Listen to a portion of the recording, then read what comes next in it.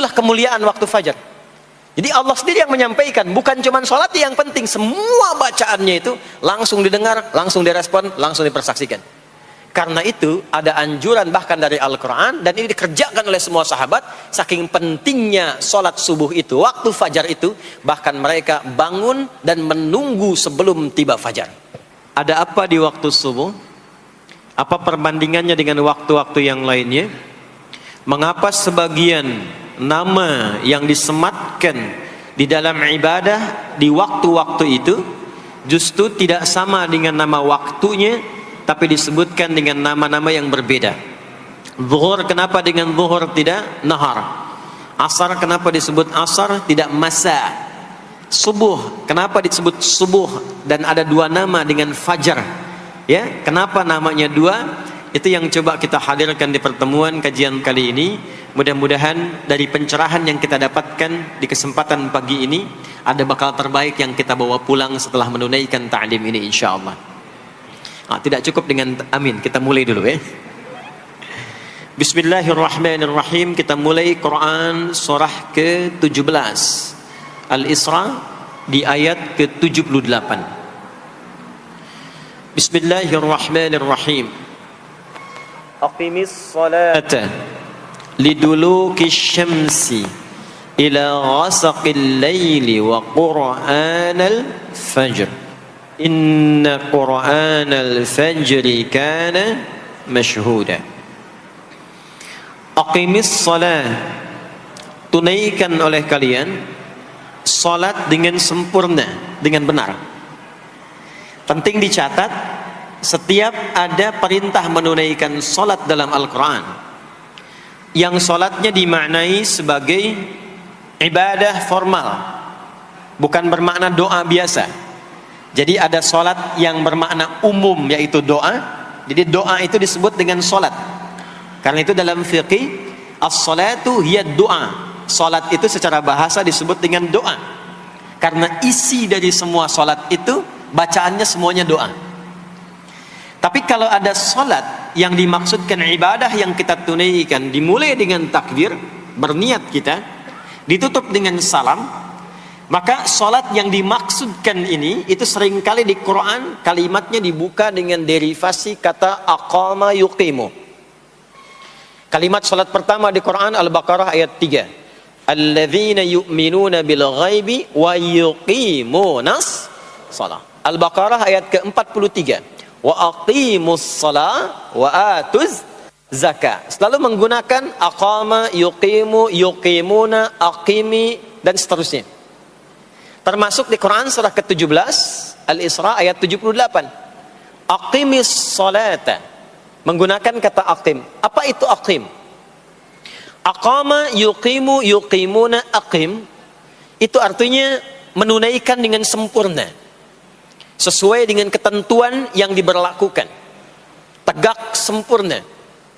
Jadi ketika Allah meminta kita menunaikan salat, salat yang diinginkan itu kata Allah bukan salat biasa saja, bukan sekadar bertakbir kemudian ditutup dengan salam. Ada ketentuannya, ada aturan-aturannya. Karena itu ketika Allah meminta kita menunaikan salat, setelah menggunakan kata aqim, aqimu, yuqimuna, kalimat salatnya menggunakan alif lam. Kalau Bapak Ibu cek silakan, rata-rata ada alif lamnya. Ya, tidak berdiri sendiri. Alladzina yu'minuna bil ghaibi wa yuqimunas shalah, ada alif lamnya. Wa aqimus shalah wa atuz zakah. Wasta'inu bis sabri was shalah, ada alif lamnya. Nah, alif lam itu diantara fungsinya dalam bahasa Arab, ada yang berfungsi sebagai ta'rif. Ta'rif itu seperti artikel the dalam bahasa Inggris. Ya, car itu banyak di luar, mobil. There are so many cars outside. Itu banyak sekali kendaraan di luar. Tapi kalau kita katakan the car, ya, yang ini bukan yang lain. As-shalah, kenapa menggunakan alif lam? Memberikan kesan yang diinginkan itu salat yang sesuai aturannya, salat yang sesuai dengan ketentuannya. Karena itu di era Nabi SAW, boleh dicatat nanti hadisnya riwayat Muslim, nomor hadis 397, yang meriwayatkan nanti sahabat Abu Hurairah radhiyallahu taala anhu, Pelaku yang mengalami ini namanya Khalad bin Rafi' Az-Zuraiqi. Dikisahkan datang seorang sahabat ya Nabi sallallahu alaihi wasallam, kemudian dakhala ila al-Masjid Nabawi, kemudian masuk ke Masjid Nabi, fa shala bi jambin Nabi sallallahu alaihi wasallam. Maka ia salat di samping Nabi sallallahu alaihi wasallam, wan nabiyyu fi nahiyatin ukhra min al-masjid. Sedangkan Nabi di sisi yang lain di masjid itu. Kalau diilustrasikan, dia masuk ke masjid, kemudian Nabi di satu sisi yang lain. Kemudian dia salat. Kemudian ketika dia selesai, falamma sallama yaminan wa shamala, thumma atan nabiyya sallallahu alaihi wasallam. Ketika dia salam ke kanan dan ke kiri, lalu mendatangi Nabi sallallahu alaihi wasallam. Faqala, dia berkata, "Assalamu alayka ya Rasulullah." Ya, "Assalamu alayka ya Rasulullah." Kata Nabi, "Wa alaikassalam wa rahmatullah. Irji' shalli fa innaka lam tusalli." Kata Nabi, "Wa alaikassalam wa rahmatullah. Kamu salat lagi karena engkau belum salat." Padahal sudah salam. Fa'ada salatahu, kemudian dia mengulang salatnya. Thumma atan nabiyya, dia datang lagi ke Nabi SAW. Dia berkata, "Assalamu alayka ya Rasulullah." Dijawab dengan jawaban yang sama. Kata Nabi, "Wa alaikassalam wa rahmatullah. Irji' salli fa innaka lam tusalli." Kamu balik lagi salat karena engkau belum salat. Padahal sudah salam. Maka dia melakukan itu sampai 3 kali. Sampai dia berkata, "Ya Rasulullah, ma uhsinu ghairah." Ya Rasulullah, ini yang bisa saya kerjakan. Kalau ada yang kurang, alimni, mohon ajarkan saya bagaimana sholat yang sesuai aturan yang benar itu. Maka diajarkanlah oleh Nabi, bahkan sejak wudu. Idza qumta ila shalah. Kembali muncul kalimat tadi, aqama yuqimu. Kata Nabi, jika engkau sholatnya ingin sempurna, fa asbighil wudu, maka mulai dengan wudu yang sempurna. Maka biasanya orang kelihatan dari wudunya. Orang yang baik sholatnya itu mulai kelihatan dari sejak wudunya. Jadi kalau wudunya tidak sempurna, buru-buru, yang dibasuh tidak sempurna, itu pasti akan berdampak kepada sholatnya. Setelah itu, thumma istaqbil qiblah, lalu menghadap ke arah kiblat, lalu diajarkanlah oleh Nabi tata cara sholat mulai dari takbir sampai dengan selesai salam. Nah, sholat seperti ini, jika benar oleh kita diikuti, jadi fokus baik-baik di sini, benar-benar diikuti oleh kita, aturannya dari mulai wudu sampai dengan salam, maka Allah akan berkenan memberikan 5 kemuliaan yang dicurahkan pada seorang hamba saat di dunia. Jadi kalau pahala di akhirat, pahala sholat kita dapatnya di akhirat. Sekali menunaikan sholat dapat 10 poin. Itu ada di Quran surah ke-6 Al-An'am di ayat 160. Man jaa bil hasanati falahu asyru amthaliha. Siapa yang mengerjakan perbuatan hasanah, perbuatan baik yang punya nilai pahala, maka diberikan nilainya 10. Di dalam Al-Quran, sholat itu disebut dengan hasanah, perbuatan baik yang punya nilai pahala. Itu ada di Quran surah ke-11 Hud di ayat yang ke-114.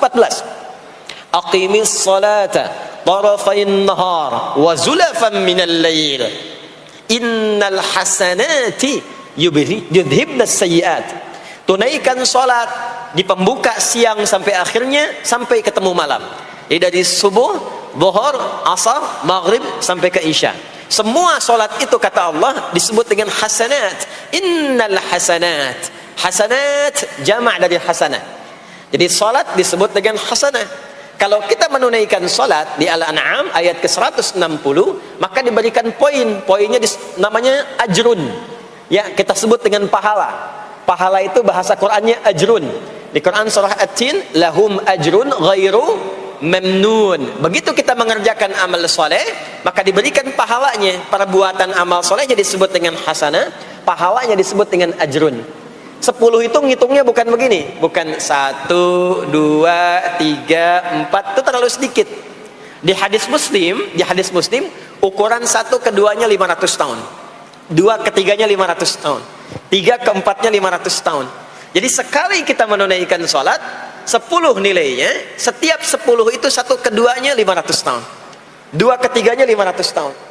Kalau ditunaikan di masjid, ya, ditunaikan di masjid, nanti dapat lagi tambahan pahalanya. Baru masuk datang ke masjid dengan niat sholat, bukan yang lain ya. Kan ada orang yang kadang ke masjid niatnya tidak sempurna ibadah, mungkin janjian ketemu teman, ya, akhi, bro, ketemuan yuk, ya. Di mana? Di Pondok Indah aja, sambil sholat zuhur. Sambil sholat zuhur, jadi sholatnya sambil, ya, nyambi itu, ya. Substansinya mau ketemu kan, agenda intinya ketemuan sambil sholat zuhur. Nah, kalau kita niatkan mutlak untuk ibadah, apapun itu, mau sholat, mau baca Quran, mau i'tikaf, itu baru datang, baru menginjakkan masjid, masuk dengan kaki kanan, baru datang, itu sudah dicatatkan 25 kebaikan, belum apa-ngapain. Jarak satu keduanya tadi 500 tahun, dua ketiga 500 tahun. Kalau dilakukan sholatnya berjamaah, maka dapat tambahan 27, kalikan 27, sudah dapat 10 kali 27 berapa tuh? Ya, 270. Setiap satunya kalikan 500 tahun. Maka sholat di masjid itu bukan main-main. Itu kelihatannya nanti dua. Saat sakaratul maut, pahala itu ditampakkan. Jadi pahala itu bukan sekarang. Pahala itu saat kita pulang. Nanti begitu akan meninggal, ditampakkan itu. Ya, pahala yang telah kita kerjakan itu dalam bentuk amal yang diridhoi oleh Allah. Makanya orang-orang yang rajin beramal saleh, ya, hasanahnya banyak, itu hidupnya tenang. Karena dia merasa tenang, jiwanya pun tenang. Ketika pulang pun dia berada dalam ketenangan. Itu yang menjadikan dia kadang senyum. Ada orang yang akan meninggal itu senyum. Ya, sedang baca Quran, ada yang sedang duduk, ada yang sedang ngaji, ada yang sedang sholat. Saking tenangnya, panggilannya pun tenang. Quran surah 89 ayat ke-27 sampai ayat 30. Ya ayyatuhan nafsul mutmainnah, hei jiwa-jiwa yang tenang, irji'i ila rabbiki radiyatan mardiyah, cepat pulang, aku sudah ridha dengan amalmu, engkau pun akan ridha dengan pemberianku. Fadkhuli fi ibadi, masuk golongan hambaku. Ibad itu jama' dari kata abdun. Abdun itu adalah nama bagi hamba yang senantiasa memperbanyak ibadah. Ketika dia ibadah punya hasanat, maka dikonfirmasi saat pulangnya, ditampakkan hasanatnya, ditampakkan hasil pahalanya. Itu yang menjadikan, pernah dengar Sayyidah Asyah, Siti Asyah? Siapa beliau? Istrinya Fir'aun kan? Ya, kan ada kisah viral dalam Al-Quran. Ketika beliau akan dieksekusi oleh Fir'aun, la'natullahi alaihi, Fir'aun itu akan mengadab, akan menghukum istrinya sendiri, Sayyidah Asyah. Ketika akan disiksa dan sudah diikat dalam tiang itu, akan disiksa, maka beliau berdoa, Siti Asyah itu, dan doanya diviralkan di Al-Quran. Rabbi bnili indaka baitan fil jannah wa najjini min fir'auna wa amali. Ya Allah, aku telah berislam, mempertahankan akidahku saat ini sampai dengan sekarang. Maka mohon ya Allah, berikan kepadaku anugerah di surga nanti, bangunkan satu istana di surga dan selamatkan aku dari buruknya siksa Firaun, sehingga menjadi tanda bagi orang-orang yang akan beriman bahwa beriman itu menyenangkan. Maka apa yang terjadi? Saat sakaratul maut itu ditampakkanlah oleh Allah istana di surganya, maka dia tersenyum. Dalam senyum itu Firaun kan gak ada imannya, jadi gak ada koneksinya. Maka mulai menghardik, kata Firaun, ini perempuan mau dieksekusi kok malah senyum. Dia nggak tahu kalau dalam keadaan itu surganya sedang ditampakkan, istananya ditampakkan. Maka meninggallah beliau dalam keadaan sedang menatap istana surganya, ya, dan berhasil wafat dalam husnul khatimah. Dan Fir'aun tidak mencelakai, tidak menghukum, tidak menyiksa beliau itu kecuali dalam keadaan sudah wafat, ya, ini tak terasa lagi. Itulah orang-orang yang saleh, orang-orang yang punya banyak hasanah, ditampakkan sakaratul mautnya, lalu dihisab, nanti baru dikonfirmasi. Maka sekarang diberitakan sebagai ilmal yaqin, saat sakaratul maut diperlihatkan sebagai ainal yaqin, saat masuk nanti ke surga dirasakan sebagai haqqul yaqin. Maka ada ilmal yaqin, ainal yaqin, haqqul yaqin. Itulah yang menjadikan kita sering berdoa supaya semua kegiatan dunianya menjadi hasanah, dan di akhirat dikonfirmasi lagi hasanahnya. Ada di Al-Baqarah surah kedua di ayat ke-201. Wa minhum may yaqulu rabbana atina fid dunya hasanah wa fil akhirati hasanah wa qina adzabannar. Nah, perbuatan hasanah yang pertama itu salat. Jadi ketika kita salat ada pahala. Pahala itu urusan akhirat. Nanti ketika meninggal dapat. Itu bekal pulang. Kita gambarkan nih supaya enggak bingung ya. Yuk, kita ilustrasikan sejenak ya. Bismillah. Bapak Ibu kelihatan ini ya? Hah? Ibu kelihatan Bu ini? Ah, alhamdulillah, alhamdulillah. Ini pejuang subuh belum ditulis sudah kelihatan ya. Alam itu kan yang kita tinggali, kita rasakan, dan nanti yang kita yakini ada 3 kan. Ini sering saya sampaikan belakangan ini di beberapa kesempatan. 1, sekarang ada yang disebut dengan ardun, al-ard, yang kita terjemahkan dengan bumi tempat kita tinggal sekarang. Ya, sekarang kita ada di mana? Di Masjid Pondok Indah ya. Bagian dari bumi. Ini di bumi. Sifatnya disebut dengan dunia. Jadi dunia itu asalnya bukan nama alamnya, tapi lebih kepada sifatnya. Ya, dunia. Dari kata dana, yadnu, dunuan, wa dunyaan. Artinya sesuatu yang cepat, sesuatu yang fana, sesuatu yang rusak, yang hilang. Jadi semua sifat kehidupan kita di tempat ini itu berlangsung cepat. Ya, kayaknya baru kemarin ketemu, sekarang sudah ketemu lagi. Kayaknya baru kemarin kenalan teman SD, sekarang sudah saling punya cucu. Ya? Dan semua sifatnya rusak. Ini gelas kalau didiamkan, besok-besok kotor, rusak. Baju kalau didiamkan nggak diapa-apain, rusak. Ya, kendaraan kalau didiamkan semewah-mewahnya nggak diapa-apain, rusak. Itulah dunia. Kenapa diperkenalkan viral dunianya dibandingkan dengan bumi dan ardonnya? Untuk memberikan kesan yang kuat kepada jiwa kita. Hei, jangan sampai terjebak dengan kehidupan dunia yang sementara yang ditinggalkan. Jangan memperebutkan sesuatu yang rusak. Jangan berselisih pada sesuatu yang hilang. Ya, kan sekarang banyak orang aneh ya, memperebutkan sesuatu yang pada akhirnya yang diperebutkan itu rusak sendiri. Ya, memperebutkan sesuatu, berselisih pada sesuatu yang akan ditinggalkan, kan sama-sama meninggal. Untuk apa memperselisihkan sesuatu yang akan ditinggalkan? Kok bisa berantem, berselisih, saling mencela pada sesuatu yang sama-sama akan ditinggalkan? Itulah kenapa sering dipopulerkan dengan nama dunia. Dunia, ingat ya, kita tinggal di dunia ini. Maksudnya apa? Hei, hidupmu sementara. Hei, terkadang kita lupa bahwa itu akan berlangsung dengan cepat. Saat nanti meninggalkan tempat itu, ada tempat lain yang akan kita kunjungi. Setelah dunia apa? Belum ke akhirat. Ada waiting room dulu. Nah, sini ada waiting room. Tempat nunggu sementara sebelum nanti ke alam yang ketiga. Namanya disebut dengan kubur. Afala ya'lamu idza bu'thira ma fil kubur. Surah apa itu? Surah Al-Adiyat, surah ke-100 di ayat yang ke-9. Namanya kubur. Sifatnya disebut dengan barzakh. Ya, alamnya barzakh. Bainahuma barzakhul la yabghiyan. Barzakh itu pemisah. Bukan alam yang sesungguhnya berkehidupan, bukan. Sementara aja pemisah dari alam yang lain.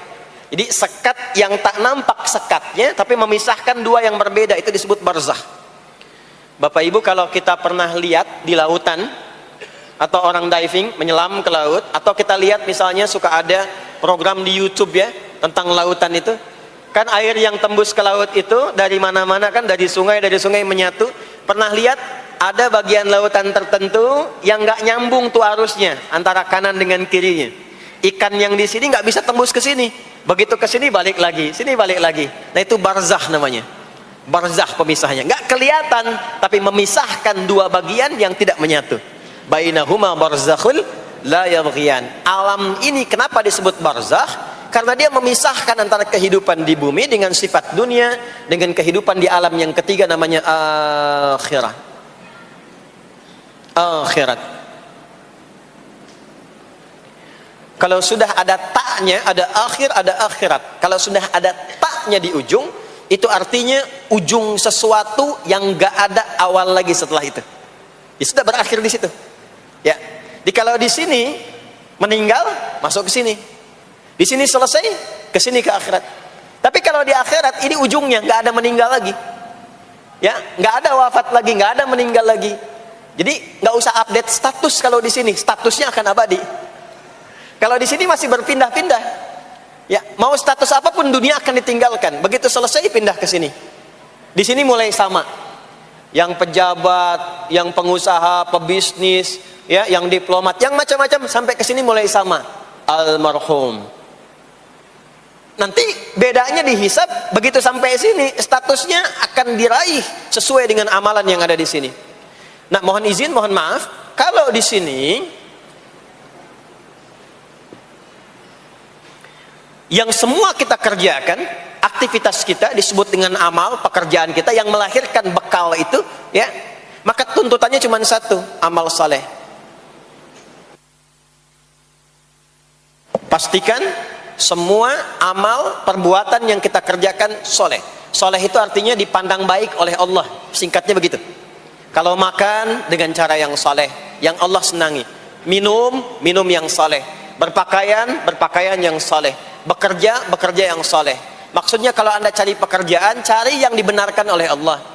Jangan bekerja dengan korupsi, jangan bekerja dengan cara menyogok, jangan bekerja dengan mempopulerkan riba misalnya. Kalau makan yang soleh, jangan makan yang haram, jangan makan hasil dari pencurian, itu namanya soleh. Kalau kita kerjakan semua aktivitas kita, pekerjaan semuanya soleh, maka tadi dia akan punya nilai. Nilai itu yang disebut dengan hasanah. Ya.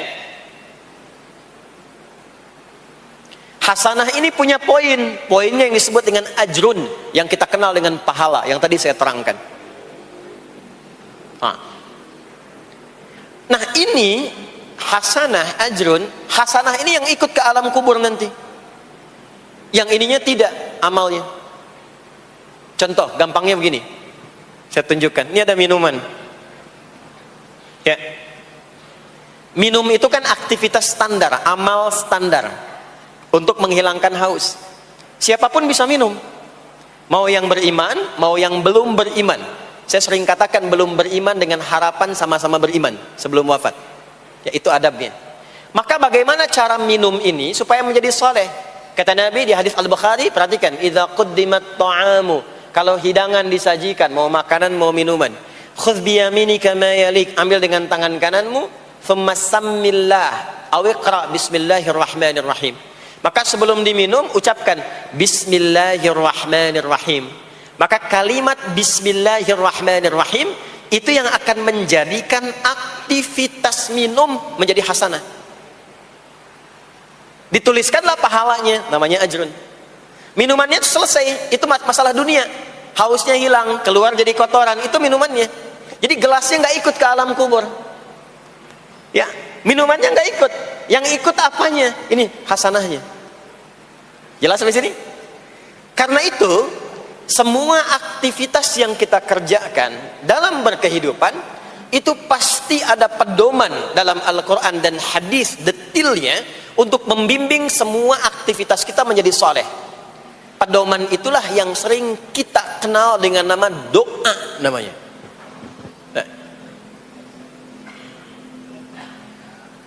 Silahkan Bapak Ibu cek, tidak ada satupun di dalam Islam aktivitas yang dikerjakan kecuali bersanding dengan doa di dalamnya.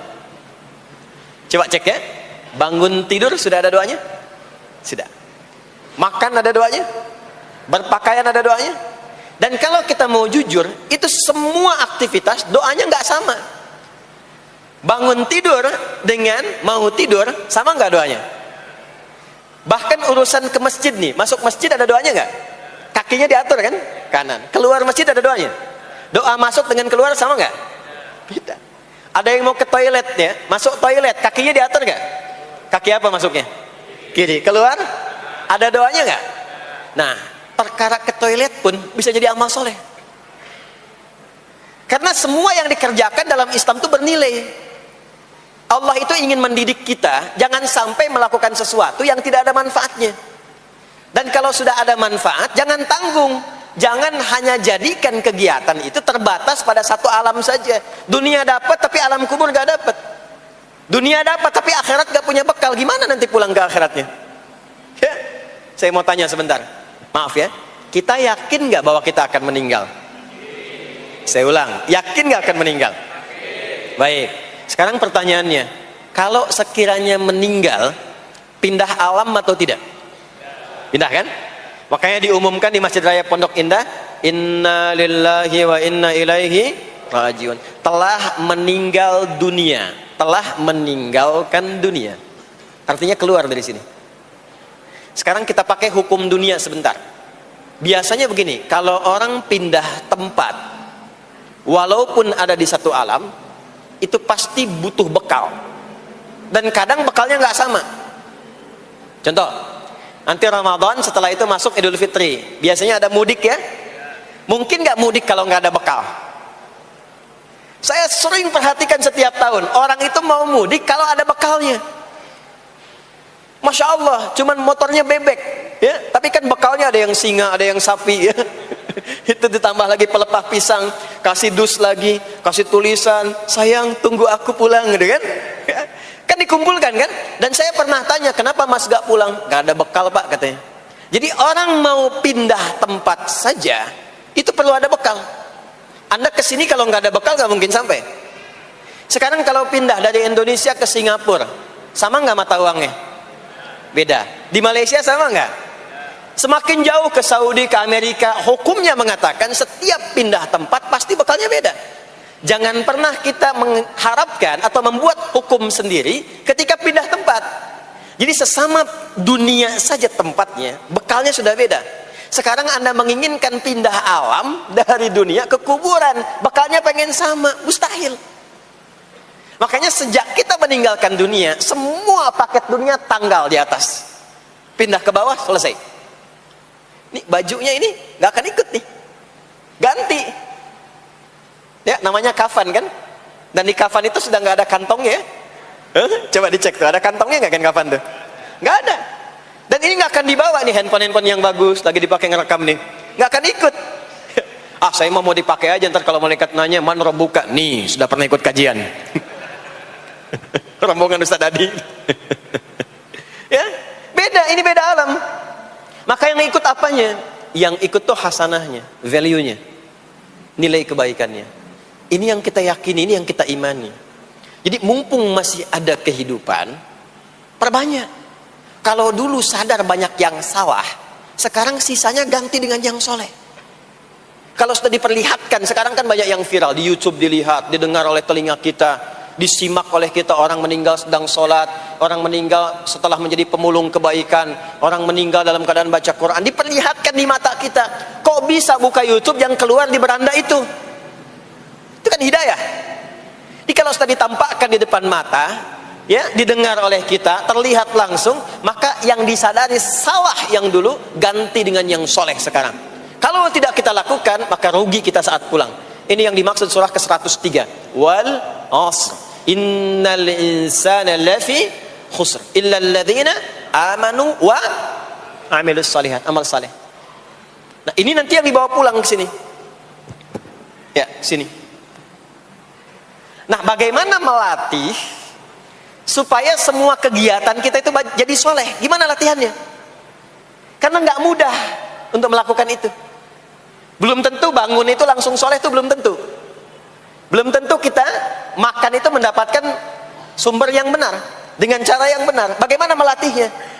Maka Allah berikan kepada kita waktu-waktu khusus untuk berlatih diri tersambung dengan Allah, yang dengan ketersambungan itu akan menjaga kita di semua keadaan, baik berdiri, jalan, duduk, kerja di kantor, tidur, rebahan. Sekarang banyak kaum rebahaners ya, tiduran, itu dipastikan kalau tersambung dengan Allah, terkoneksi, semuanya soleh. Karena kalau ingat, ya saya duduk ingat Allah, kalau ingat di pekerjaan ingat Allah, mustahil kita bisa menuliskan sesuatu yang Allah tidak sukai. Tambahin nolnya, ya, bikin paraf, tanda tangan pada proyek yang tidak benar, mustahil. Karena ketika sedang tanda tangan ingat Allah ya.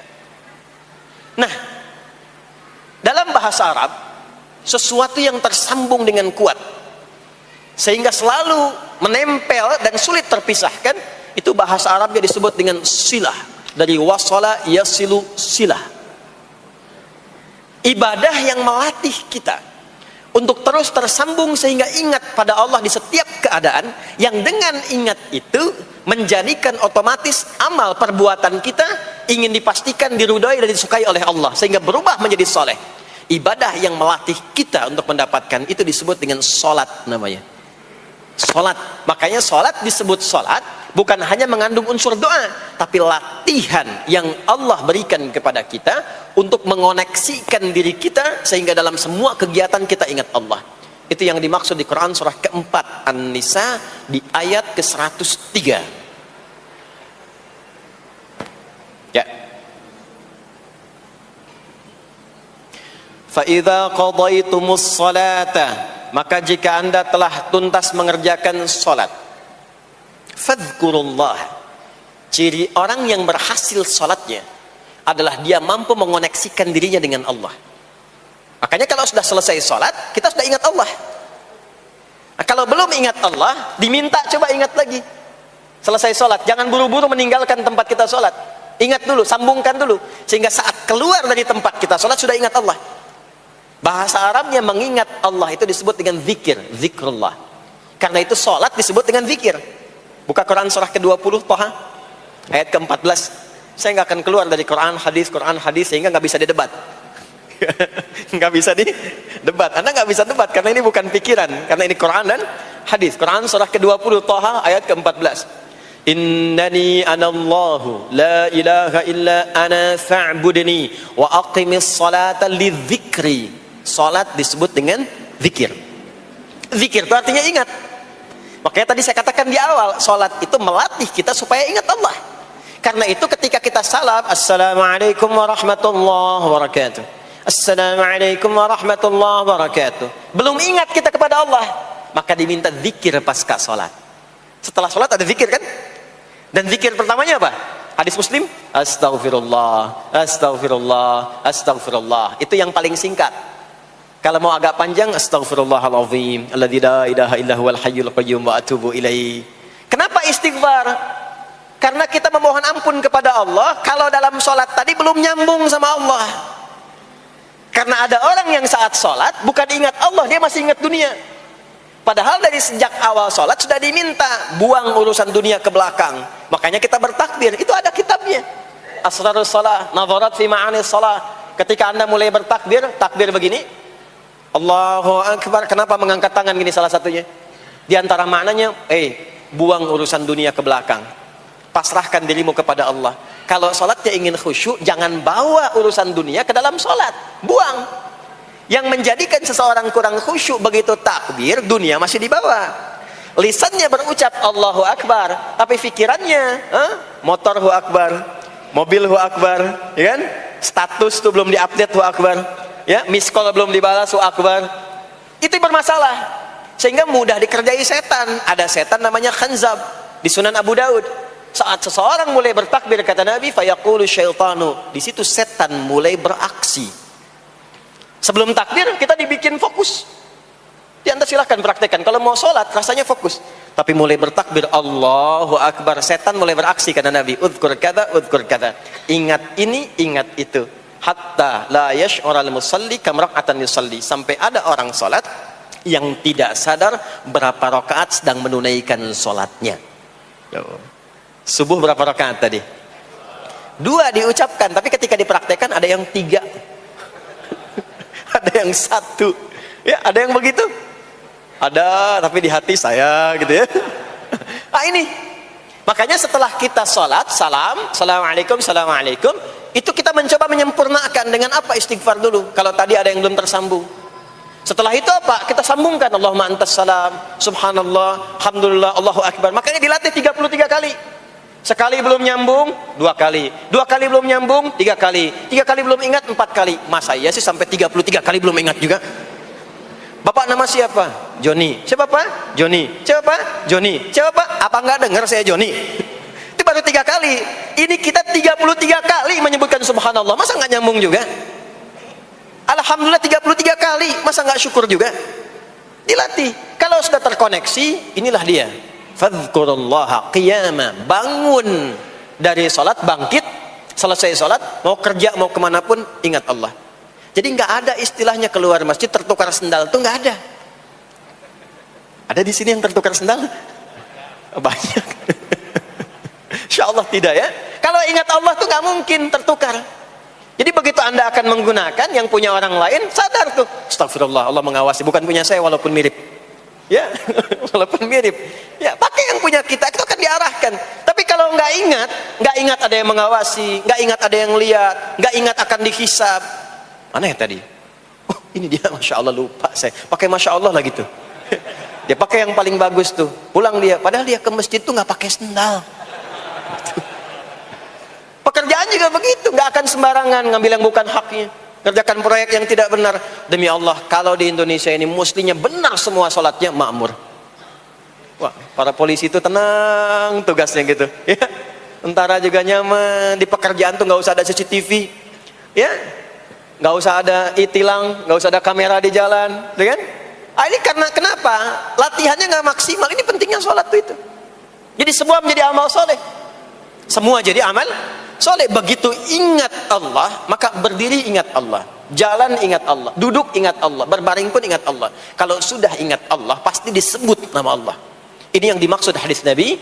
Qala Rasulullah sallallahu alaihi wasallam, kullu amrin dhi balin la yubda'u fihi bi bismillahirrahmanirrahim fahuwa abtar.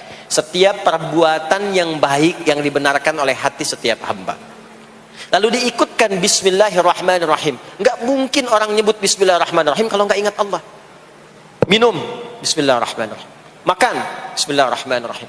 Bekerja, bismillahirrahmanirrahim. Itu ketika dikerjakan langsung jadi hasanah. 10 poin.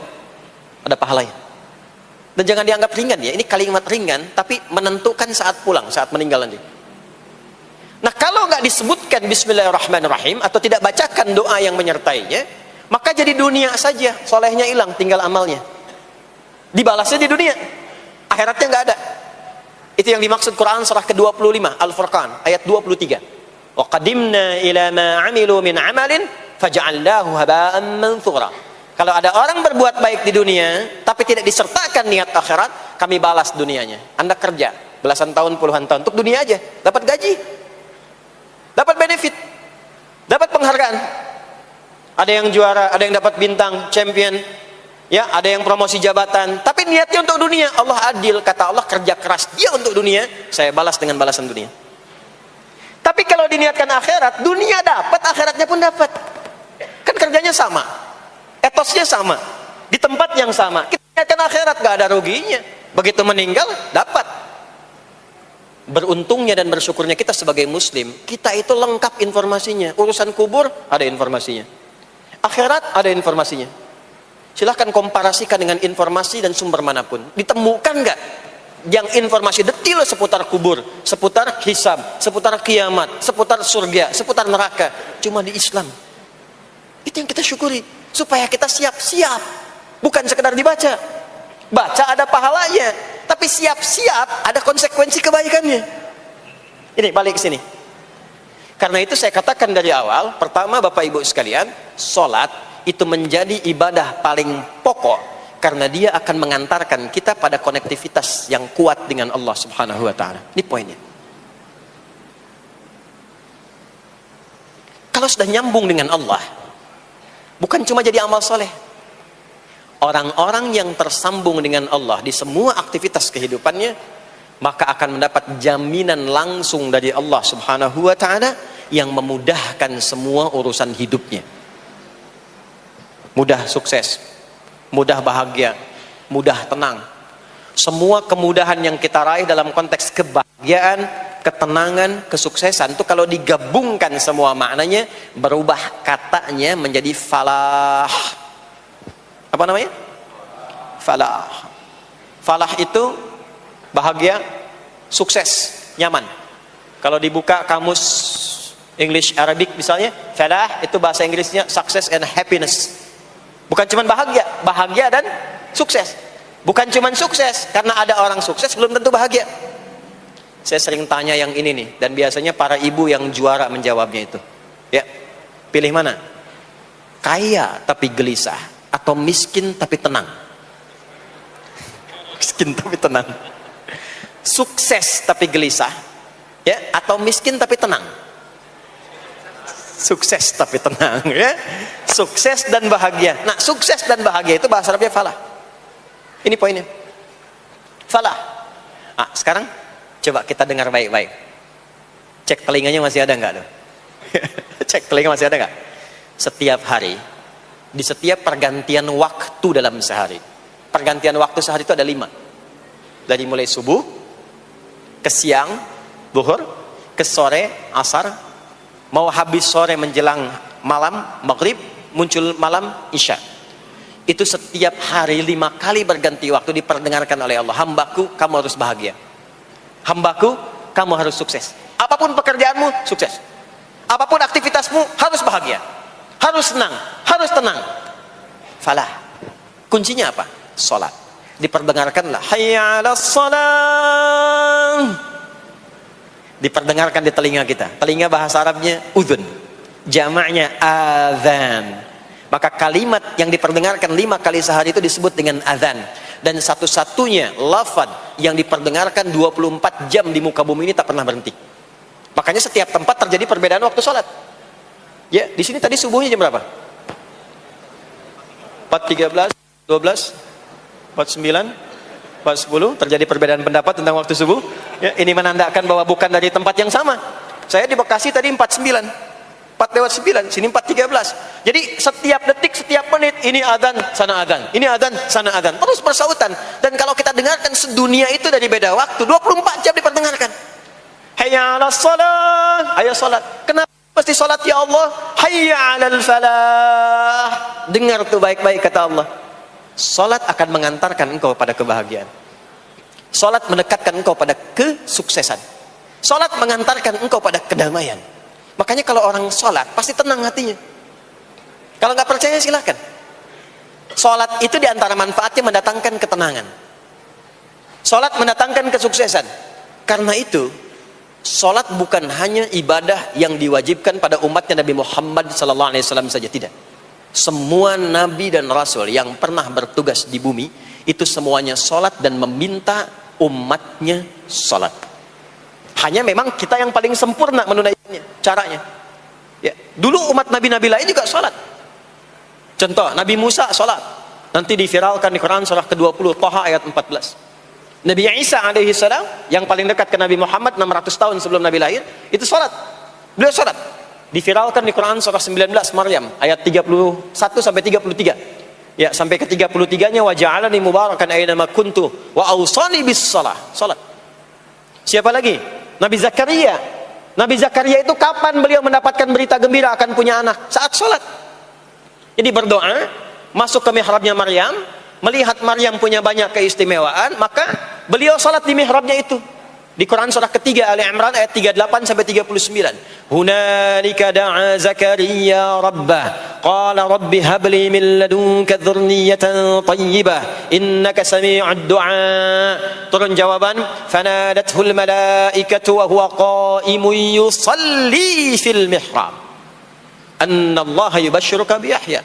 Jadi Nabi Zakaria itu dapat berita akan punya anak namanya Yahya saat salat. Di salat itu kalau dikerjakan bisa berdampak pada percepatan terkabulnya doa. Minta apapun dijawab sepanjang maslahat. Makanya nanti untuk umat Nabi Muhammad jangan tunggu, panggilan salatnya adalah panggilan langsung dari Allah. Minta, punya masalah apa? Aku selesaikan kata Allah. Di salat itu bukan main-main, bukan beban, bukan sekedar kewajiban, tapi kewajiban yang dipaksa untuk membahagiakan kita. Kalau Allah nggak sayang, nggak akan disuruh salat. Pak, Bu, itu panggilan salat. Perhatikan panggilan pertamanya, Al-Baqarah ayat 45. Wasta'inu bis sabri wassalah. Kata Allah, hei hambaku, kalau engkau punya masalah, sabar dulu, terima. Karena aku titipkan masalah itu kepadamu untuk meningkatkan kualitas hidupmu, bukan ingin membebanimu. Dan tidak mungkin aku uji engkau dengan masalah itu kecuali engkau mampu mengatasinya. La yukallifullahu nafsan illa wus'aha. Nah sekarang bawa itu lewat salat, minta solusi kepada Allah, terima dulu dengan sabar. Setelah itu belajar untuk meningkatkan kualitas hidup dan bawa lewat salat, minta solusi. Ternyata saat kita menunaikan salat, Itu diperintahkan oleh Allah. Minta, punya masalah apa? Makanya kita katakan, begitu Allah perintahkan wasta'inu bis sabri wassalah. Hei, kalau punya masalah terima dengan sabar, minta tolong, minta solusi kepada Allah lewat salat.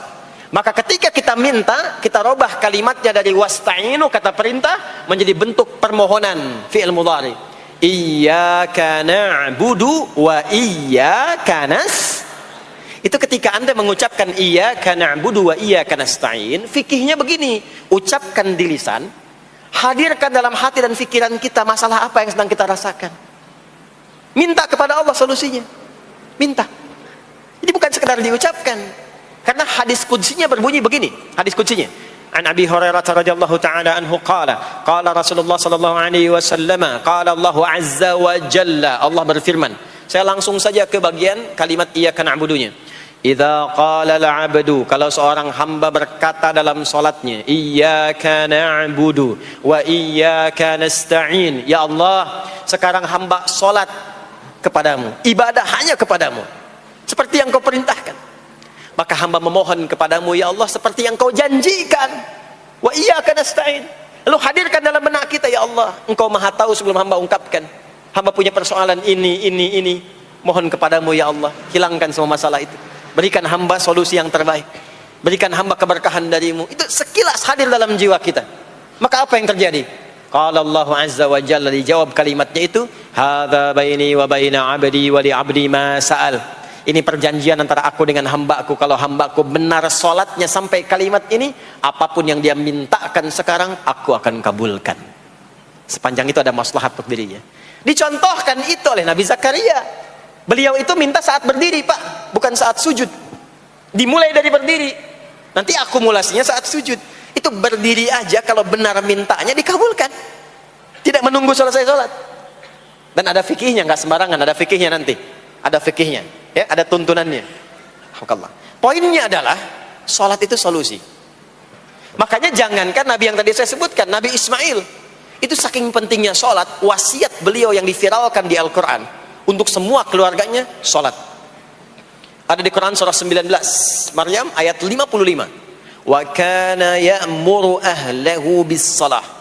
Kata Allah, dan tercatat Ismail itu pernah berwasiat meminta semua keluarganya, hei, sholat.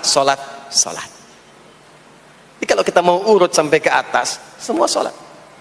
Muhammad sallallahu alaihi wasallam bin Abdullah bin Abdul Muttalib bin Hashim bin Abdul Manaf bin Qusay bin Murrah bin Kilab bin Ka'ab bin Ghalib bin Fikir bin Malik bin Nadar bin Kinana bin Khuzaimah bin Mudrikah bin Ilyas bin Nizar bin Mudar bin Ma'ad bin Adnan bin Addi bin Adri bin Muqawwam bin Nahur bin Tarikh bin Ya'rub bin Yasjub bin Nabit bin Ismail alaihi salam bin Ibrahim alaihi salam bin Azar atau bin Nahur bin Abir bin Kinan bin Arfakhshad bin Sam bin Nuh alaihi salam bin Mikhlail Matusyalah bin Kinan bin Anwas bin Thith bin Adam alaihi salam.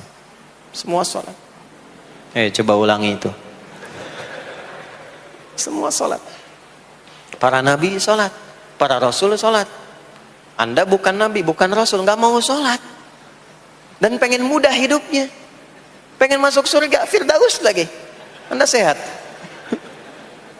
Jadi ini pentingnya sholat itu bukan cuma kewajiban, tapi diwajibkan, dipaksa dengan wajib itu supaya bahagia, supaya falah. Makanya kalau ada panggilan azan, cara memahaminya ini falah. Oh, ini solusi saya di sini nih, kebahagiaan saya ada di sini, kesuksesan saya ada di sini. Ya, makanya ketika dipanggil oleh muadzin, hayya 'alas shalah, labbaik, siap saya. Di sini. Ini poinnya. Nah, saya sambungkan kembali, ya. Ketika seseorang dilatih lewat salat dan sudah mulai tersambung dengan Allah Subhanahu wa taala, maksudnya ingat Allah, tertatalah semua aktivitasnya. Maka berubahlah lewat salat ini, lewat latihan ini, semua kegiatannya berubah, didorong menjadi amal soleh. Karena itu, setiap orang yang sholatnya benar, yang pertama dianugerahkan oleh Allah kepada orang sholat itu bukan dunia, tapi perubahan perilakunya menjadi lebih baik. Jadi bukan kaya dulu, ya. Abdurrahman bin Auf tuh hijrah masuk Islam, dilatih sholat, malah hartanya hilang semua dirampas. Ya. Tapi setelah itu jadi apa? Jadi orang paling kaya, ya. Abu Bakar As-Siddiq, Utsman bin Affan, Umar bin Khattab. Pertama kali masuk Islam kan latihannya sholat.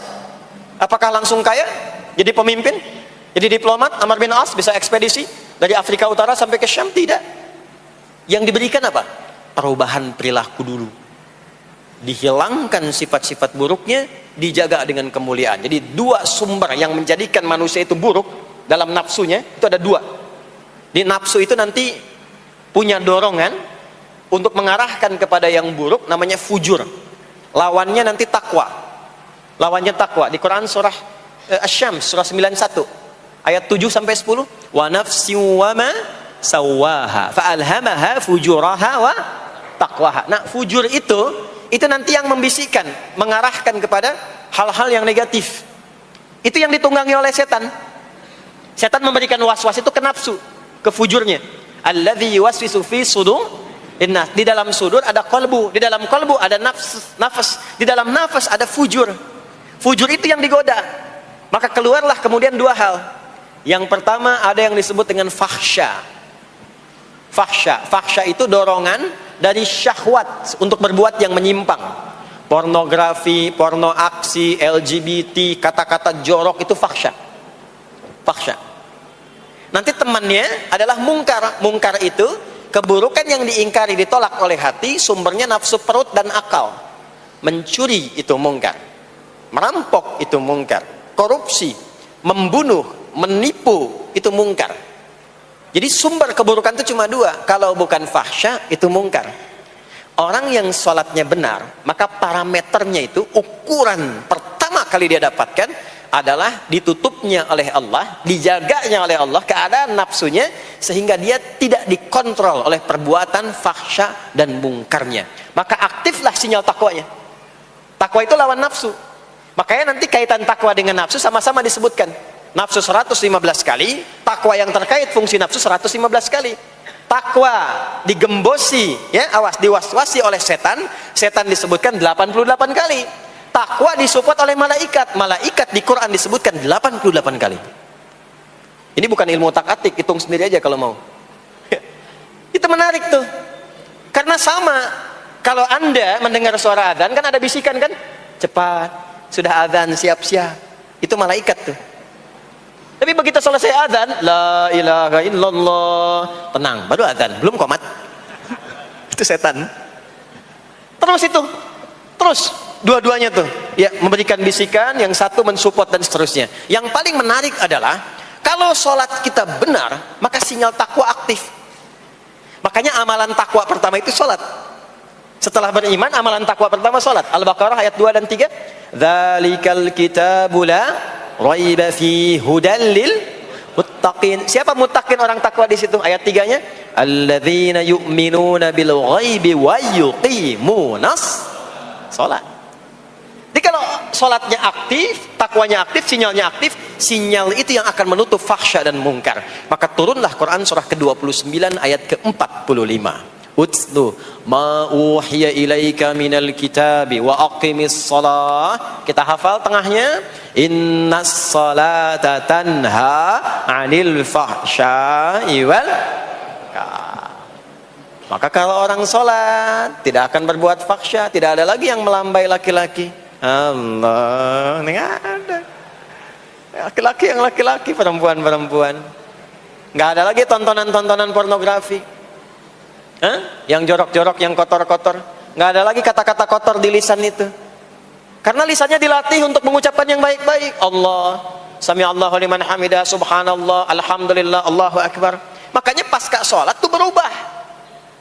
Maaf ya, Allah tidak memberikan kepada Nabi Muhammad SAW tongkatnya Nabi Musa, mukjizatnya Nabi Isa, apalagi Nabi Ibrahim dan selainnya. Tapi Allah turunkan Al-Quran kepada Nabi Muhammad SAW, lalu dipraktekkan Quran itu pertama lewat sholat. Anda tahu apa yang terjadi? Nabi Muhammad itu diutus oleh Allah dalam lingkup masyarakat yang sangat terbelakang dan hatam kriminal. Jadi kriminalnya bukan dikerjakan, hatam. Dan nyaris tidak kenal kebaikan, makanya disebut dengan jahiliyah. Kalau Bapak Ibu tanya di zaman Nabi, ya maaf, ada pezina? Bukan cuman ada, hatam, perfeksionis zinanya. Gitu. Membunuh itu, ya, mabuk, ada orang mabuk kekinian di zaman jahiliyah, pemabuk amatir itu 5 kali sehari mabuknya. Yang amatir. Jadi kalau baru mabuk sekali, 2 kali, itu coba-coba. Amatir itu 5 kali. Pembegal. Ya, sekarang kita dengar berita ada begal ini itu. Jahiliyah itu sekampung begal semua. Kampung Gifar. Tapi Allah menghendaki Rasulullah latih lewat salat. Apa yang terjadi? Berubah jahiliyah itu, berubah menjadi khairu ummah. Umat terbaik yang paling teladan, yang menginspirasi, yang pernah berkehidupan di bumi. Sampai persaksiannya dari Allah langsung turun Quran surah ketiga Ali Imran ayat 110. Kuntum khaira ummatin ukhrijat linnas. Jadi kalau ada orang dermawan, itu yang paling dermawan. Kalau ada orang sabar, itu yang paling sabar. Kalau ada pasar yang paling ideal, itu yang paling bagus. Berubah itu. Ya. Kenal Abu Dzar Al-Ghifari? Ayo kenal. Enggak. Abu Dzar Al-Ghifari itu nama aslinya Jundub bin Junadah. Di antara pemimpin begal di zamannya. Dari kota Ghifar. Ghifar itu kampung begal asalnya.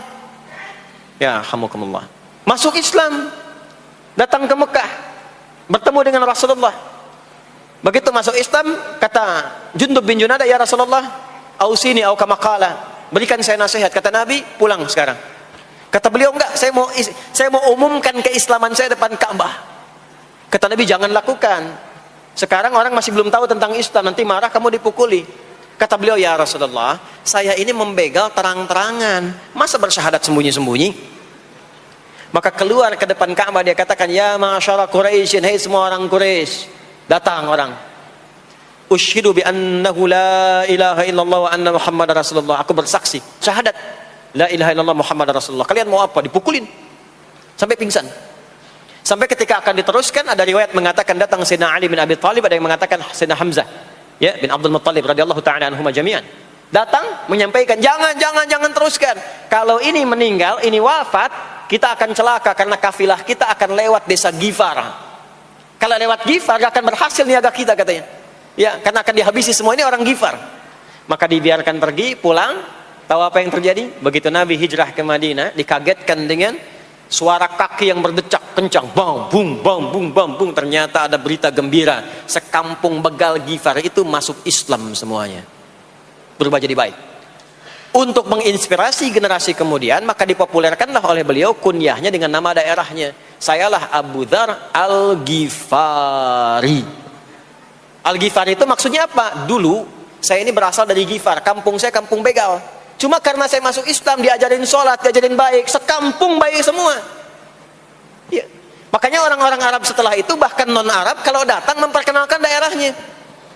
Imam Al-Bukhari, itu nama aslinya bukan Al-Bukhari. Nama aslinya Muhammad. Punya bapak namanya Ismail, punya kakek namanya Ibrahim, kakek buyutnya Al-Bughirah, yang buyutnya Al-Bardizbah. Tinggal di kecamatan Ju'fah, Kabupaten Bukhara, Provinsi Khorasan, sekarang negaranya Uzbekistan. Karena berasal dari Bukhara, datanglah beliau kemudian ke Arab, sekarang ke Jazirah, ke Mekah, ke Madinah, memperkenalkan, saya bukan orang Arab, saya dari Bukhara. Rumusnya tambah alif lam di depannya, ujungnya tutup dengan i. Al-Bukhari, saya dari Bukhara. Diperkenalkan, maksudnya apa? Islam sudah masuk ke tempat saya, orang-orangnya sudah baik, orang-orangnya sudah khusyuk. Itu memperkenalkan. Orang tua kita Syekh Yasin dari Padang, maka diperkenalkan Syekh Yasin Al-Padangi. Syekh Ahmad Khatib dari Minangkabau, Syekh Ahmad Khatib Al-Minangkabawi. Syekh Abdul Somad dari Palembang, Syekh Abdul Somad Al-Palembangi. Syekh Nawawi dari Banten, Syekh Nawawi Al-Bantani. Ya, nanti ada Pak Ghafur dari Pondok Indah, ya, Masjid Raya Pondok Indah, datang ke Mekah umrah haji, ana Ghafur al Masjid Raya al Pondok Indahi, gitu. Itulah salat. Jadi salat itu merubah keadaan kita lebih baik. Itulah sebabnya kenapa 5 waktu, karena Allah inginkan di setiap waktu kita jadi orang baik, di setiap waktu kita bahagia, setiap waktu selesai persoalan. Datang masalah subuh, ya, antara subuh ke zuhur kan ada masalah tuh. Nggak mungkin ada orang dari subuh ke zuhur nggak punya masalah, tuh nggak mungkin. Tuh wajahnya udah kelihatan tuh. Ya, makanya kita datang ya menghadap kepada Allah, minta diselesaikan, minta diberikan taufik, sujud kita. Diberikanlah solusi. Zuhur ke asar ada masalah, datang saat asar. Asar ke maghrib punya masalah, datang. Makanya semua ulama dulu seperti itu. Al-Bukhari itu menuliskan kitab sahihnya itu 16 tahun. Setiap satu hadis akan ditulis, sholat dulu. Sholat dulu. Begitu tenang, nyaman, baru tuliskan. 16 tahun. Itulah sholat. Nah, dari sekian waktu yang 5 kali itu, ada waktu yang spesial. Waktu spesial inilah yang ingin saya bahas, yang tadi disampaikan dalam pengantar sambutan. Jadi ini inti yang mau saya katakan. Ini barusan muqaddimah tuh. Ya. Barusan muqaddimah. Baik. Kan kita salat berapa kali sehari? Kita hitung. 1, subuh. 2, zuhur. 3, keempat, yang kelima, isya. Berapa jumlah rakaatnya? 17. Baik ya. Itu nomor telepon untuk koneksinya. Koneksi kita dengan Allah nomornya catat ya. 24434. Ya, kalau ditanya berapa nomor koneksi dengan Allah? 24434. Subuh 2, zuhur 4, asar 4, maghrib 3, isya 4. 5 waktu kan? Baik. Di 5 waktu ini kita dijaga, diinginkan menjadi hamba yang baik, bahagia, nggak lekat dengan masalah, tuntas semua. Saking sayangnya Allah sama kita. Kalau nggak sayang nggak disuruh sholat. Itulah sebabnya ketika diperintahkan menunaikan waktu sholat, diberikanlah gambaran waktunya. Tapi yang jadi persoalan kita sekarang yang akan dibahas, di antara sekian waktu itu, ada waktu-waktu yang spesial. Ada waktu-waktu yang spesial. Dari mulai subuh ke isya itu, ada yang dispesialkan oleh Allah karena ada bonus berlipat di dalamnya. Waktu apakah itu?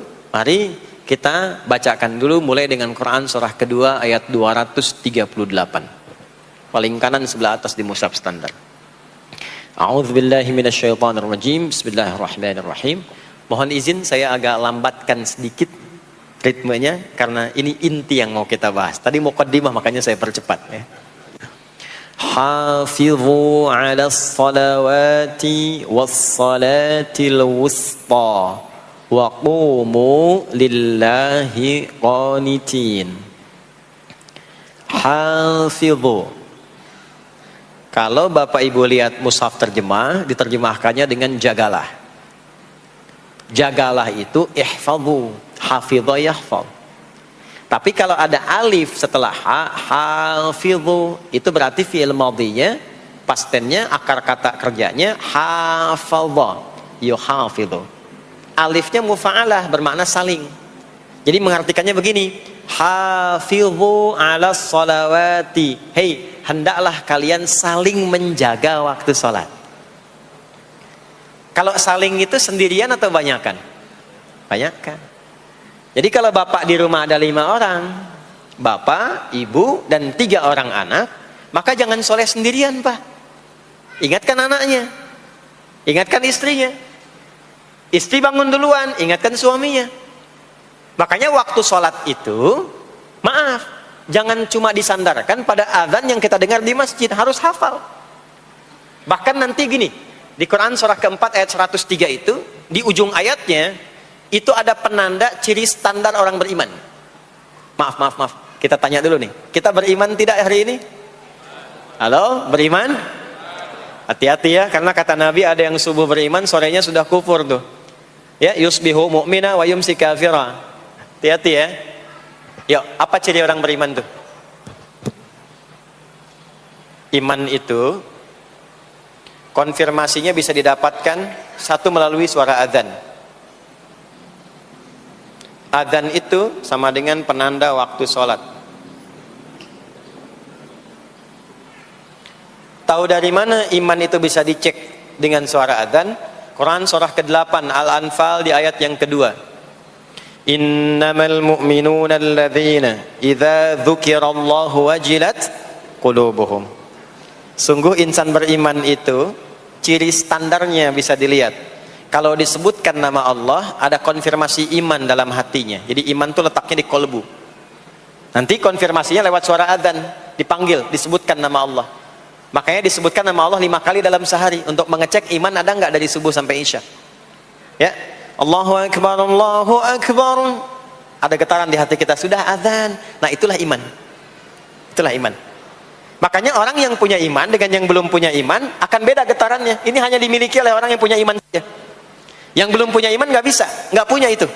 Allahu Akbar, Allahu Akbar. Surah apaan nih? Toanya kencang banget, ya. Tapi kalau orang beriman, Allahu Akbar, Allahu Akbar, ya Allah sudah azan. Itu konfirmasi itu.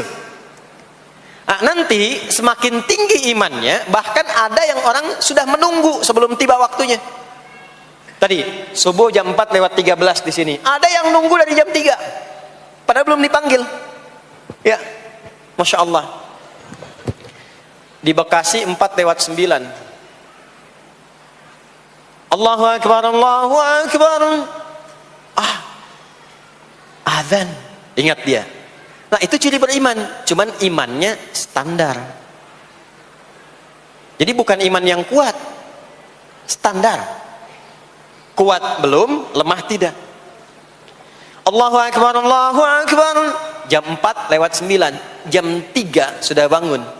Nunggu itu. Iman yang kuat. Masya Allah. Ada yang baru subuh dan nunggu isya. Tunggu. Kuat. Ada yang sudah qomat, sudah la ilaha illallah, belum kepanggil, dipanggil 4:09, dia baru bangun jam 9:04.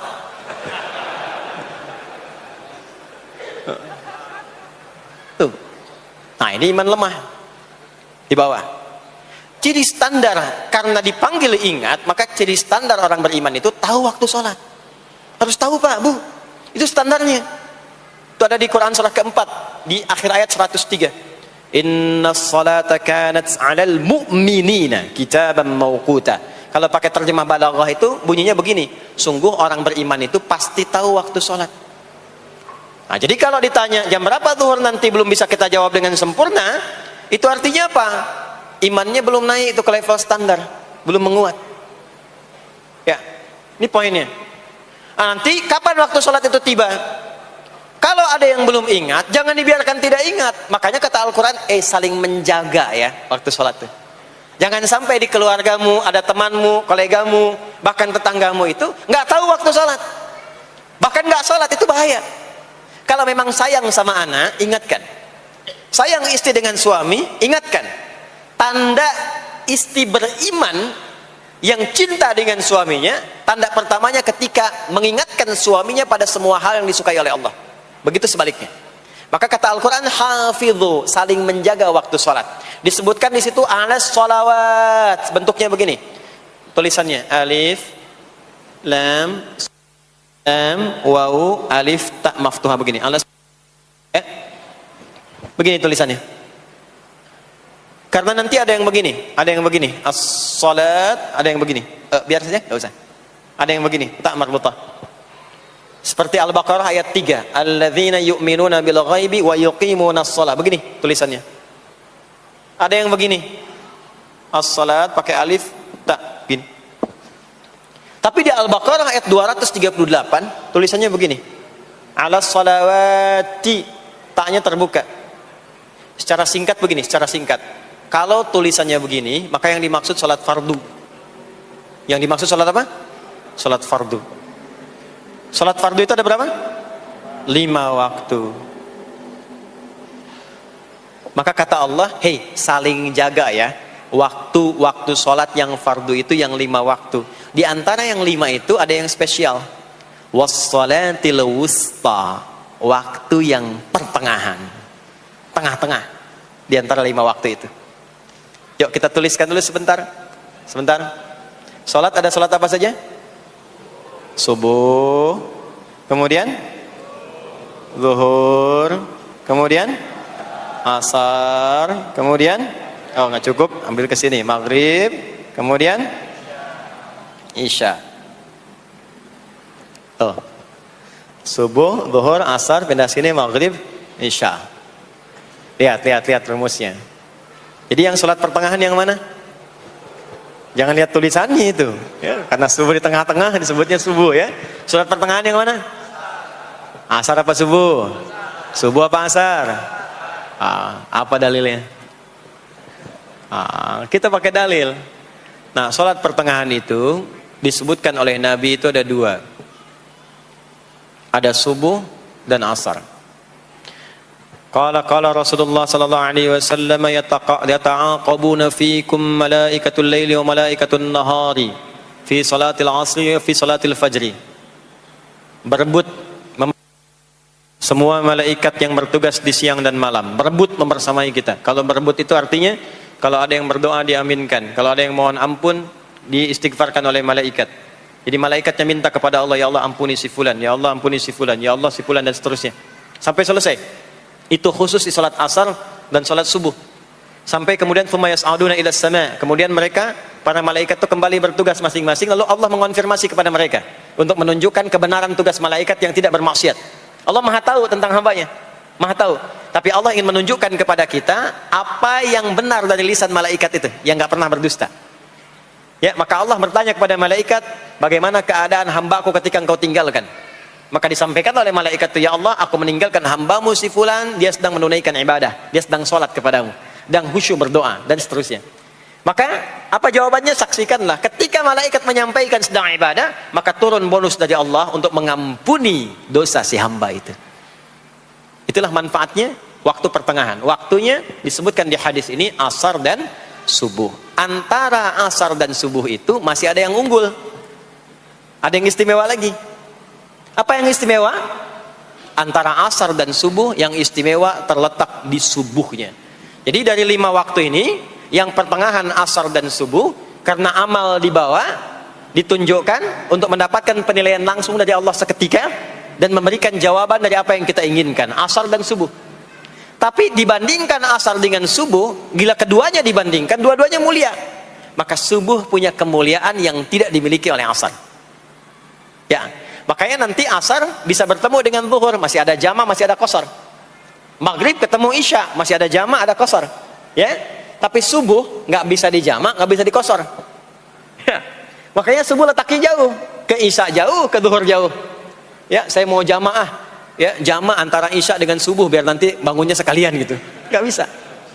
Ya, maghrib masih bisa di jama dengan isya, isya di qasar, dari 4 jadi 2.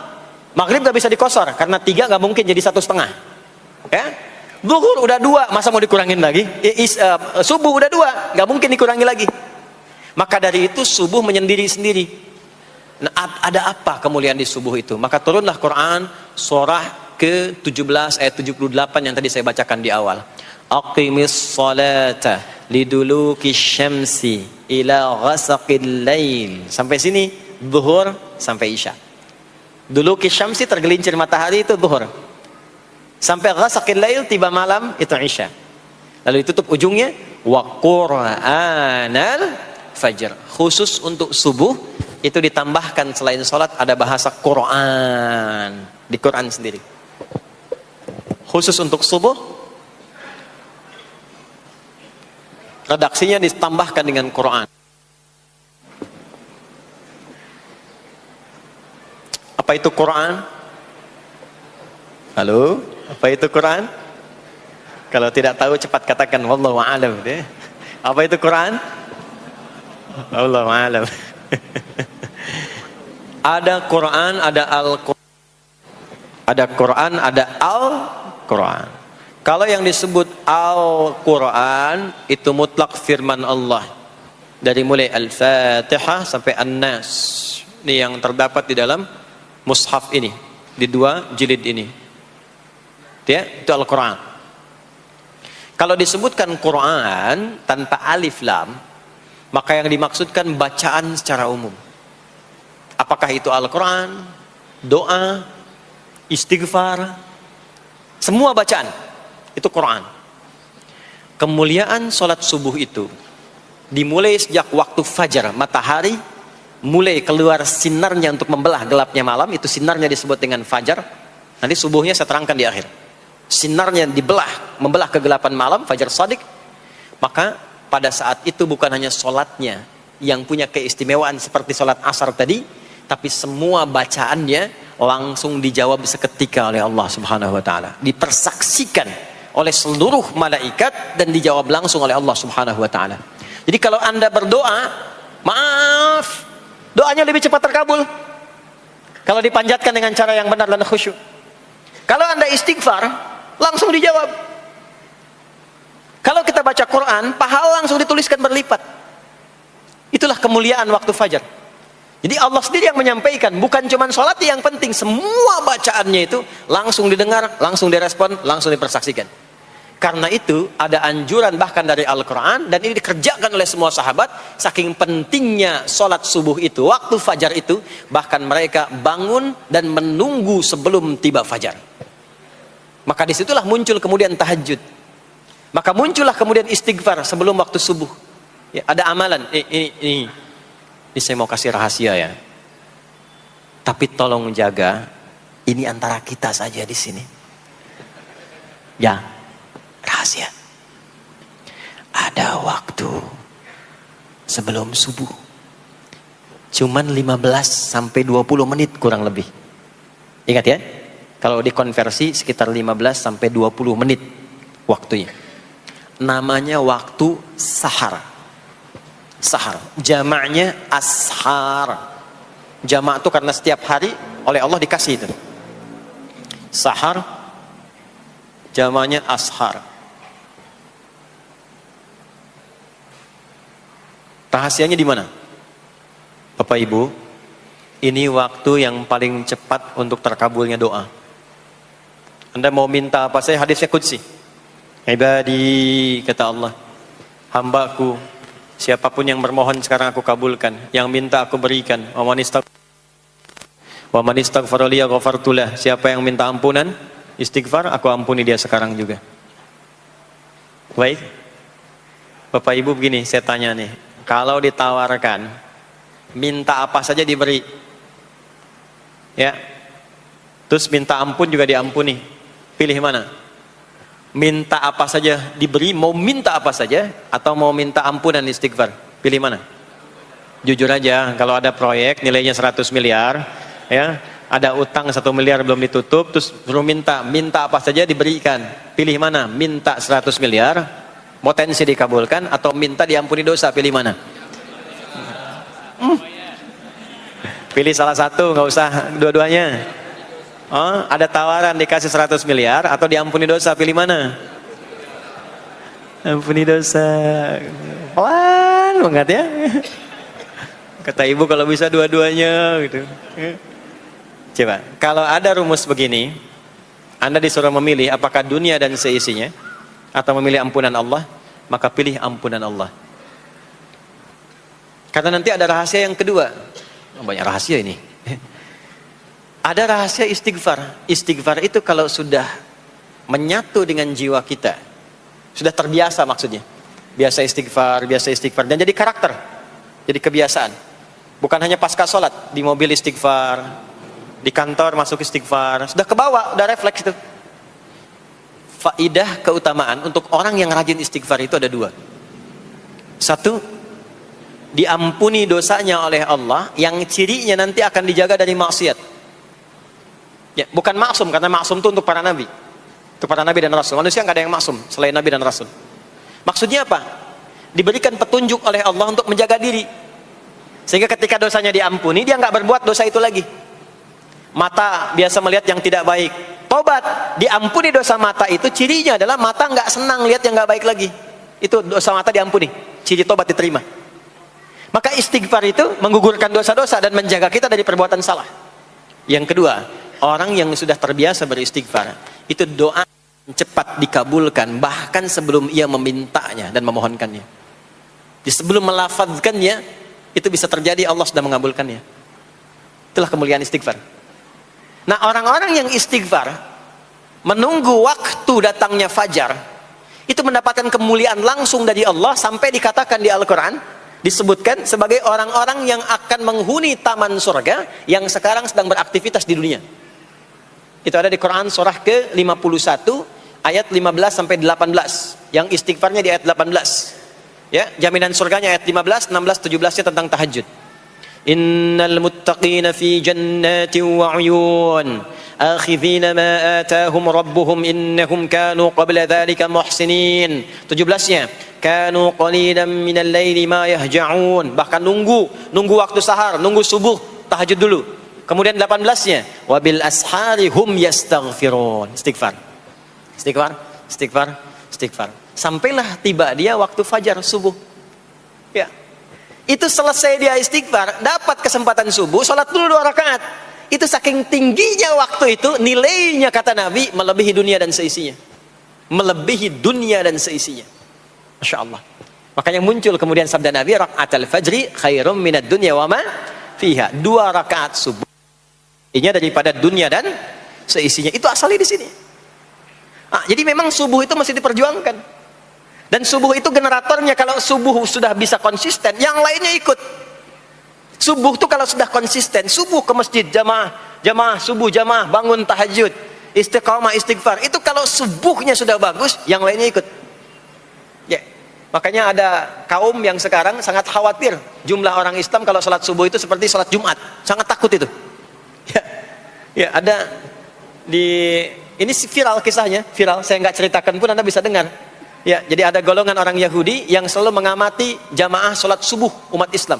Dan dia melihat, ya, ketika mulai ramai, dia mulai katakan, kenapa Anda selalu mengamati itu? Ya, sebab kami lihat kalau jumlah jamaah subuhnya sudah seperti sholat Jumat, itulah kemakmuran, kebangkitan, dan kebaikan umat Islam akan tumbuh kembali. Jadi akan berpengaruh kepada yang lainnya. Itulah mudah-mudahan kegiatan perjuangan subuh, ya, ada pejuang subuh baik di Masjid Raya Pondok Indah, di masjid-masjid yang lainnya, memberikan keberkahan kepada kita, dan puncaknya adalah perubahan pada perilaku. Jadi kalau cuma berjuang datang subuh tapi tidak merubah perilaku, ada yang salah dengan itu semua. Ada yang tidak tepat, ada yang belum sempurna. Itu yang bisa kita sampaikan sebagai kajian pembuka kita di kesempatan kali ini.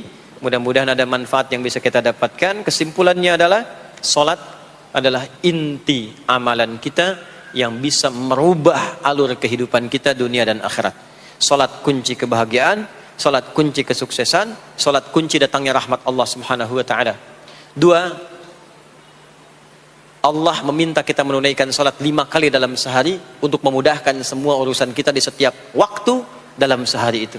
Dan yang ketiga, di antara sekian 5 waktu itu ada waktu-waktu yang istimewa, yaitu asar, dan yang paling istimewa adalah subuh ataupun fajar. Mudah-mudahan kita bisa konsisten menunaikan dan menjaga waktu salat itu sampai kita pulang kepada Allah dalam keadaan husnul khatimah. Saya mau berikan rahasia di malam hari ini. Ada amalan-amalan tertentu yang saat dikerjakan bisa memasukkan kita ke dalam surga yang sangat spesial. Dan malam hari ini kita akan belajar satu amalan yang sangat penting yang saat dikerjakan bukan sekedar orang itu masuk surga, tapi dia akan menggandeng bapaknya, gandeng ibunya. Jadi ibu yang telah mengandungnya 9 bulan 10 hari, memberikan ASI, ayahnya yang peluh keringat kemudian merawatnya, tiba-tiba saat ke surga digandeng tangan kanan dan kirinya. Istrinya pun kemudian ikut dengannya. Kalau istrinya yang mengerjakan, suaminya ikut.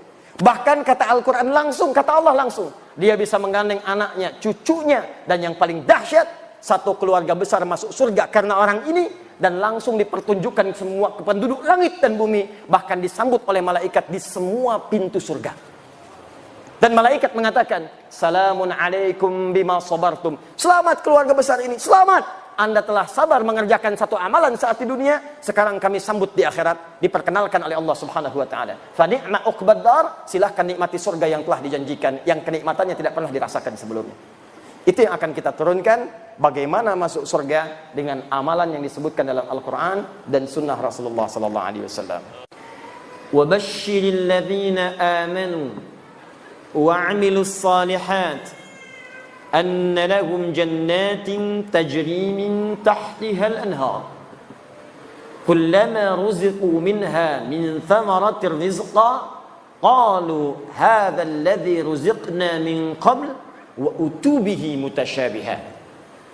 Kata Allah Muhammad sallallahu alaihi wasallam, berikan kabar gembira bahwa ada di kalangan manusia yang sudah aku janjikan surga.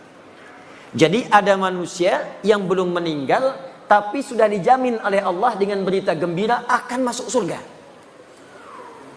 Jadi kita fokus ya, ada manusia belum wafat tapi dijamin oleh Allah orang ini akan masuk surga.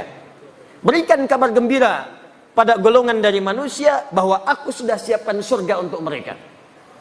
Nah, ini ada rumus dalam tafsir, di ilmu tafsir, kalau ada berita disampaikan dalam Al-Quran tentang kebaikan, maka jangan dihukumi kebaikan itu terbatas pada orang tertentu.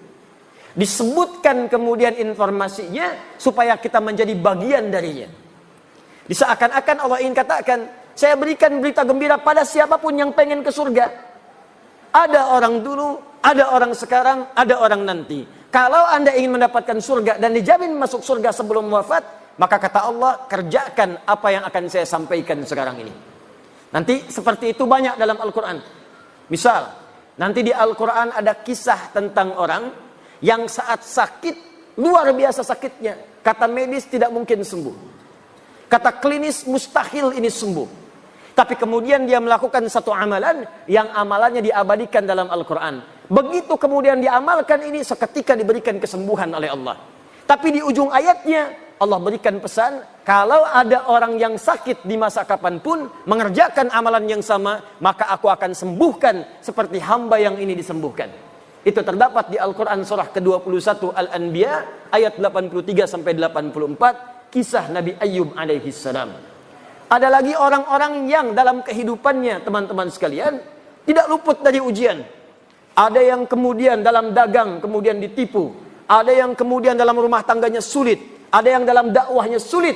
Maka bahkan saking sulitnya, ada yang dizalimi, ada yang kemudian dimasukkan ke dalam ikan paus, dilempar ke laut. Saking luar biasa dahsyatnya. Tapi melakukan satu amalan. Begitu amalan itu dikerjakan, kata Allah, kami selamatkan dia dan kami akan selamatkan orang-orang beriman di kemudian hari yang mengalami peristiwa serupa dan mengamalkan amalan yang sama. Jadi kalau disebutkan dalam Al-Quran satu amalan, maka kaidah tafsirnya, al-ibaratu bi'umumil lafzi la bi khususis sababi. Bukan dikhususkan pada kalangan tertentu, tapi dibuka untuk semua orang yang ingin mendapatinya. Paham insyaallah? Dari kaidah ini saya akan berdiri. Maka kaidah pertama dalam Al-Quran bagi ahli surga, siapapun yang ingin ke surga, besar, kecil, tua, muda, kaya, cukup, DKM, jamaah, ustadz, jamaah, awas hati-hati, awas hati-hati, diplomat, birokrat, pemimpin, rakyat, tanpa dibedakan. Demikian, semoga bermanfaat. Wassalamualaikum warahmatullahi wabarakatuh.